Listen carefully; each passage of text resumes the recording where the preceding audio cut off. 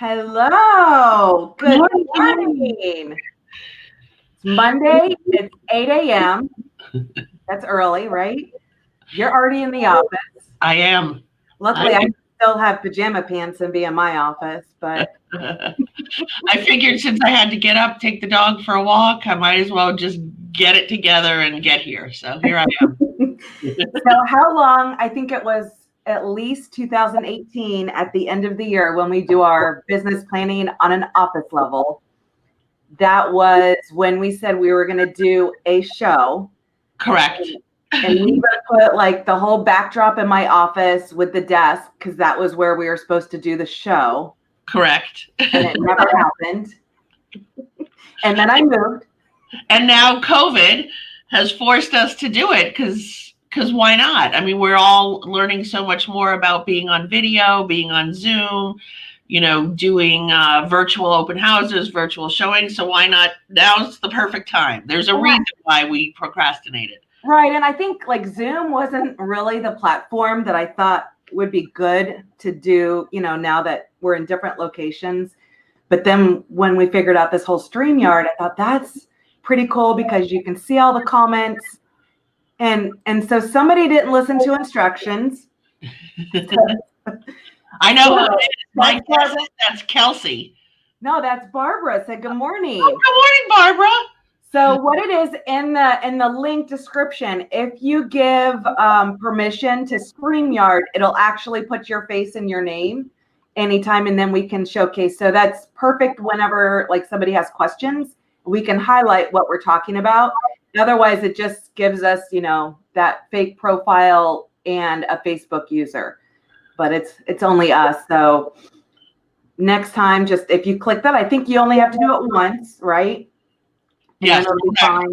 The first time you click allow StreamYard, and all it does, for those of you who don't know, or you're worried that suddenly we're going to see you, we don't see you. It takes your Facebook profile picture and it just gives us your name and we see your comment. And then once you do it, you never have to do it again. I click it every time I go on because I'm like, I don't know, are they going to know it's me? But they do. So, but it does make it nice, especially if you're doing any of the other shows like Nick Bailey's show and stuff like that. When you're commenting and being interactive, it's kind of cool when, you can see your face and the name to highlight whatever question or comment that you have. But you only have to click that one link to give permission once, and then that's it. But I am super excited to be able to do this. We're trying to make this, it's a weekly show. We figured 8 a.m.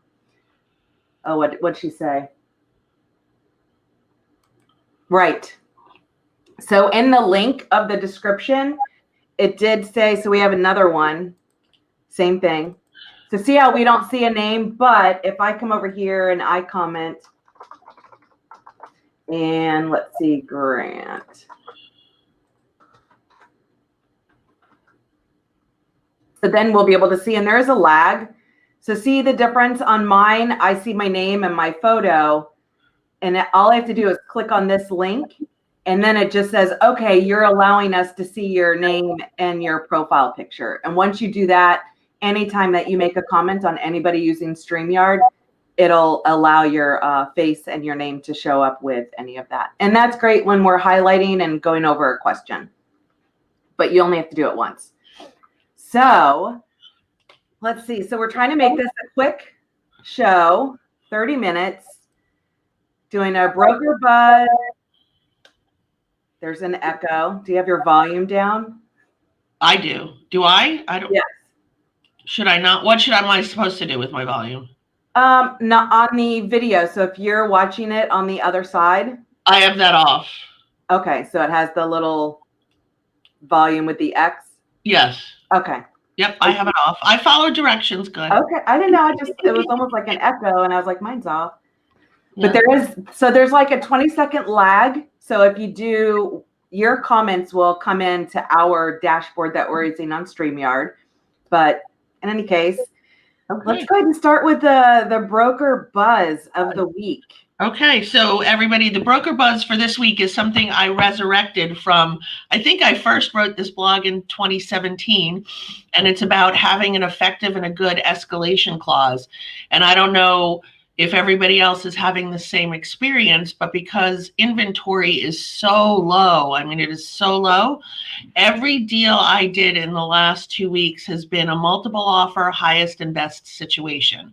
And I will say this, I've never personally written an escalation clause, but I did have an offer come in with one on one of my listings the other day. And actually the first text I got from that agent was, will you honor an escalation clause? And of course, my first answer to that is, well, it's not up to me. It's up to the seller. So I can't tell you what they're going to do. But if you present me an offer with an escalation clause, I will present it to my seller. And then since then, multiple agents have asked me, because they are in multiple offer situations and they want to have their best foot forward. So an escalation clause is when your offer says, here's my offer, whatever it is. And then in the comments, you basically are saying, my buyer is willing to go, whatever it is, $500, $1,000, $3,000 more than the highest offer. Some of those escalation clauses will say from the highest offer up to a certain amount. So for example, the offer I had a couple weeks ago, the listing price was $425. I had an offer of $450, and I had an offer of $425, $741. Don't know why they picked that number, with an escalation clause of they'll go $1,000 over the highest offer with no limit. So of course I call the agent and I say, no limit, and she says, yes, no limit. And I didn't want to reveal at that point that the other offer was $450 because I still hadn't met with the seller. And so then when I met with the seller and he said, yes, he would be, willing to entertain that, then I went back to her and I said, is your buyer willing to go $451? And they said, yes. So when you're writing the escalation clause, you have to determine, and it's funny, an agent asked me the other day, and I said, there may be more and more escalation clauses. So is $1,000 more enough? Are you going to be up against an escalation clause? And then how does someone determine? So you might want to use $3,000, or you might want to use $2,500, or something like that. So in the newsletter that's going to come out tomorrow will be that blog, and basically it's the escalation clause is you would write, in the event of a multiple competing offers, the buyers will offer whatever amount over the highest offers net. And the reason why you want to say net is because you could be up against somebody who's asking for closing costs. So then that reduces their offer. So you want to make sure you cover that up to a purchase price of whatever that is. In the event of an escalation, seller is to provide the buyer with proof of the competing offer, along with proof of funds or pre-approval with the personal information blacked out. And the reason for that is you just want to make sure that your buyer is protected and that there really is another offer. But I will tell you this about the escalation clause that I presented to my seller the other day. He did take that one, but he's been mad about it the whole time. And this is why. I know Heather's like, what? He's been mad about it the whole time because he was like, well, we asked them to give their highest and best offer, and this isn't really their highest and best. He's like, they're playing chicken. And so do they really want my house? Why didn't they just put their best foot forward? Now, ultimately, he took the offer not because, $1,000 at $450 and a $451 is not making or breaking anyone. But he took it because ultimately it was a better financing terms. So it didn't matter. And we were able to hold that other offer as a backup because that buyer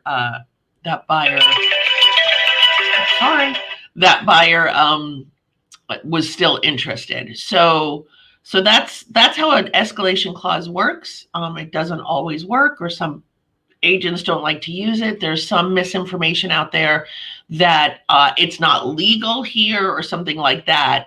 And it really is. And I don't know, I have successfully used escalation clause. I think that's Barbara saying that is, because here's this, and I don't know if you remember this, Barbara, but I remember it vividly. I wrote that blog because of a conversation you and I had about an escalation clause back in 2017. I was actually standing in the in the courtyard at Suntree Elementary going to school. I can't remember what I was doing with Gavin that day, but I was on the phone with Barbara at Suntree Elementary discussing escalation clause, and that was somewhere in the end of 2017, I believe. So thank you, Barbara, for that. And that's everything about escalation, unless anybody has a question. I thought it was quite interesting. I was talking, and I think that this is like the new norm with the lack of inventory that we have, but I thought it was interesting. I think I told you I was talking with an agent in Wisconsin, and in their escalation clause, they went 35,000 over. They added, to waive home inspection, to waive the appraisal, that they would pay the difference in cash. Wow. Whatever. But they still lost the bid, and it was the property was 250, but there were 81 offers on that. Oh my gosh! On a weekend. So It's just kind of showing, just how the market's kind of going right now, and I don't know. That just seems crazy. It's totally crazy. I had one of my other deals was it was a 2-bedroom, 1-bath in Palm Bay. 2-bedroom, 1-bath. 7 offers. It was $145,000. I mean, that's part of the reason, the price, but it's still 2-bedroom, 1-bath. And ultimately, 6 of the offers were all financing, and my offer was cash, no inspection, quick close.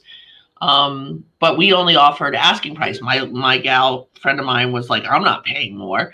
And we won. And actually we won. Here's another thing that I think is interesting. And I talked to, who was I talking to yesterday? Michelle McKinney about this. Sometimes when there's multiple offers, your reputation as an agent plays a big part in that as well.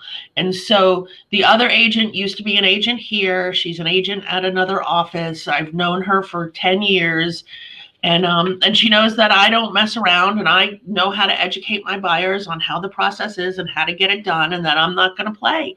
And my buyer with the cash deal ended up winning because of cash, but part of it I know, because she told me, had to do with me. And that's also important. Your reputation in this business is really key. I mean, I've had multiple offer situations where I would never tell a seller something that wasn't true or something that I hadn't experienced myself. But I have told them I've done a deal with this agent and I've done a deal with this agent. And all I can do is tell you how both of those deals went. And sometimes they don't always pick the best offer because it's about the agent. So no, I definitely agree with that, because I know there are some, definitely have seen that happen. Yeah. Your reputation is huge. So for sure. So that kind of ties right into the marketing marvel of the week. With inventory being so crazy, I would encourage everybody, if you're not already, taking advantage of the First IO app. I mean, REMAX has offered 3 months, 90 days free. So taking that, making sure you upload as many contacts as you can. You can export everything after your database is cleaned so that you can put that wherever you want. But with inventory being so low, it's going to show you maybe, opportunities that may be out there. I think there's 700 different trigger points. It's very Big Brother-ish, but with inventory being super low, I mean, you can't beat out, especially it was free. I mean, we were paying, what was that, like $100 a month before REMAX acquired it? Correct. Which is crazy. But now, I mean, you have 90 days free. Yes, you have to enter your credit card when you do that. But make sure, just spend a couple days adding everything in there. They will help you. We have tons of videos on, our REMAX Elite University. But there are also, I know that REMAX University is doing a ton of videos every single week on how to maximize your experience with First IO, how to, to really dive in, how to funnel, really how to use all this. So I would say, with inventory being so low, listings are key right now. It's just ridiculous. When you have somebody that may be on the fence, using the data that we pull even from our office, that every single week, that kind of shows you, the showings are crazy. The pendings, they could be so many more, but it's just everybody's having multiple offers. So, if you're the listing agent, I mean, that's like a gold mine right now. And you have this free technology that's willing to help you. And you use First. I do. And I will tell you, nothing hurts more than when you see that someone you did a deal with has listed their home with someone else. And you're like, oh my gosh. I mean, that happened to me when we first did that class. And I had downloaded the app, and this is somebody who was my next door neighbor. And I sold their house that was next to, it was my mother's next door neighbor, sold that house, sold them a house in Capron Ridge. And I mean, she took me to lunch because I was so great. She sent me I'm going to say vegetable bouquet, fruit bouquet. And because I was so awesome. And then she lists her house and buys a condo with some like yeehaw. But knowing this person, I know that she probably got some really good discount, honestly. So but anyway, so yes, I've been using First.io, and I've seen in the like chat rooms about it. You know, you will get things like, I have customers who I've rented a house to, and then you get notification that that's for sale. Well, that's not really your seller because they were your tenant, but that's how dynamic this program is. It knows that that property is for sale, you know, and it may not have really been a seller that I could address because they were the landlord, but it's a very dynamic program. And if you're using it, you'll get a lot out of it. And even if, I mean, just doing it for the 90 days to get everything organized, because then once it's all organized, because it tries to like data match emails, addresses, names. I mean, it just really organizes your entire database. You can export it, and then you can put it in any of your CRMs so that you have all that. I mean, put it in the Boosh, put it in, you know, the Real Geeks, put it wherever, whatever CRM you're using.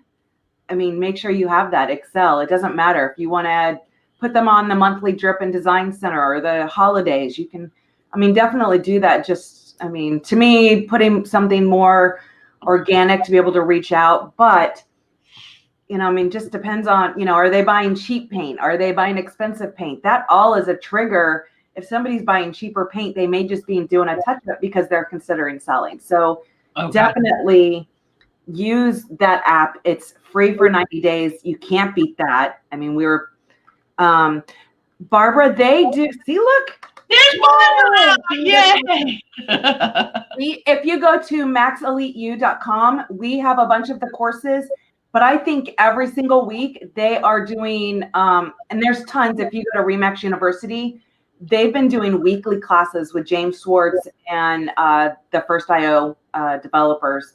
So they're, I mean, it's every single week they're doing different classes. So if you go to REMAX University, you're able to see those. I think because they've been doing them so often, I stopped putting it in our newsletter, but there is a link so you can actually see all the different ones. And when you go to REMAX University, they're really good. They actually update all of the classes. They're uploaded to RU within 24 hours. And then I have a bunch, I tried to keep the different topics in there. So when you're on Max Elite U, we have that full course. I believe there's 5 different webinars on, you know, just getting started, downloading it to, you know, work in the funnels and organizing and stuff like that. So I tried to separate the different ones that they have to put on our university page. But great question. And for sure use that. So what is like our weekly activity of the week? So this week, it's determining whether or not you are left brain or right brain, and then determining what your customer or client or the person you're speaking to and how you can make that work for you. So in the Monday morning wake-up call email that you all got this morning, there's a little test, if you click on it, that tells you whether you're right brain or left brain.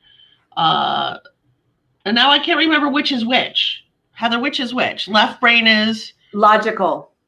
Left brain is logical, and right brain is? Creative, visual.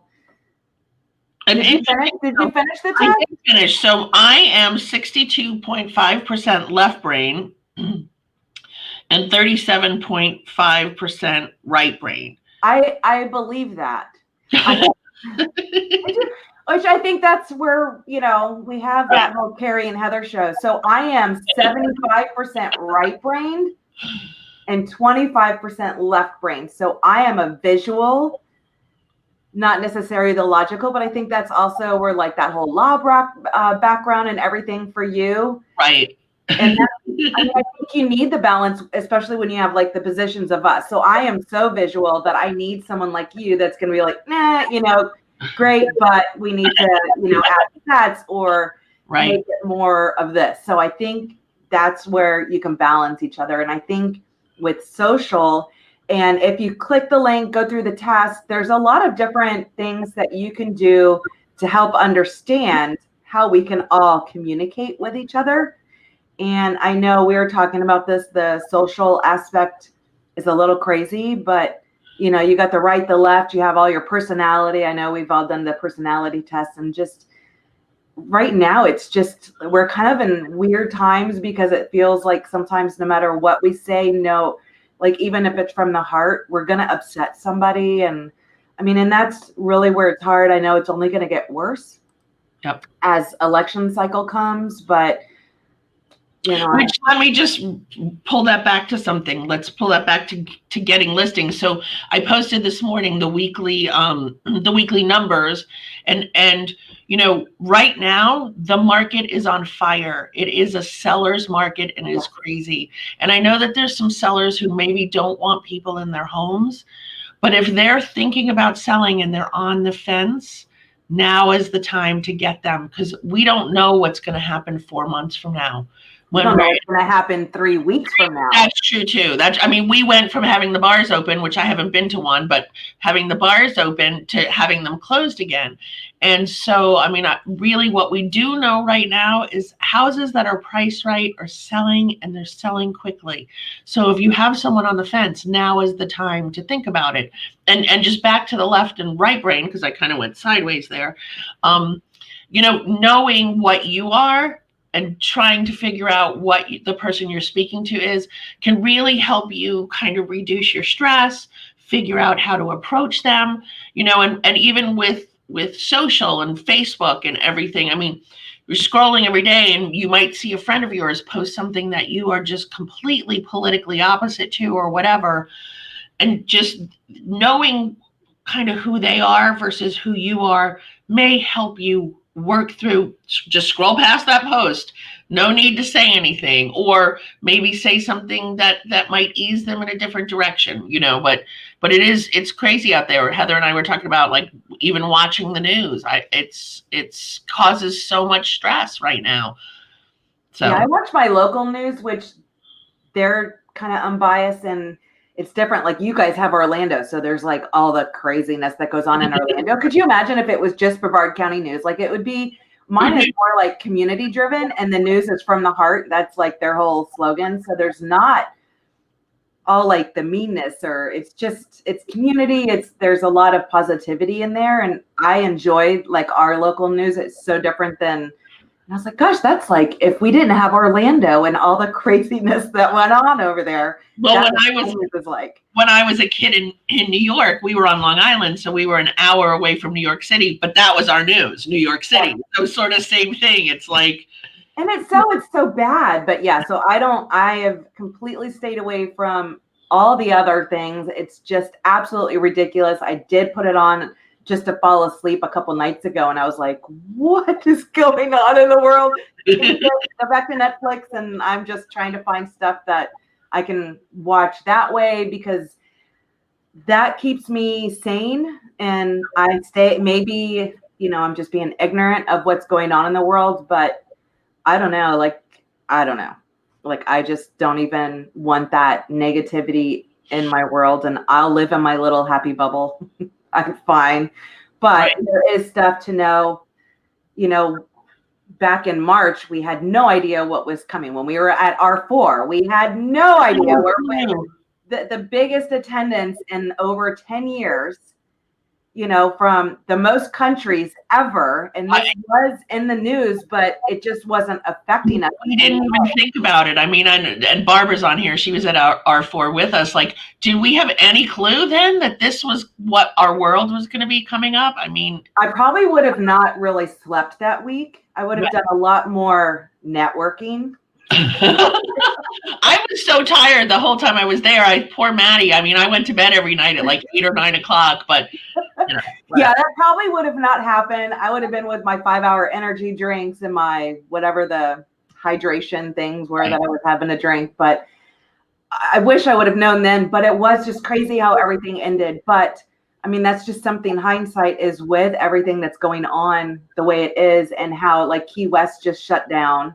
So Sharon's down there now, right? Sharon's down there now. And the last post I saw from her was that everything was kind of normal, except that if you were inside, you had to wear masks. So who knows? It'll be interesting to see. I guess they're putting those roadblocks back up. And I mean, so crazy. I mean, it's just crazy. So as things start to, I mean, the board, you know, they're working remotely again. We're just starting to see that. I'm seeing that not just in Florida, but kind of growing everywhere else. But what can we do now knowing what that looked like? Yeah.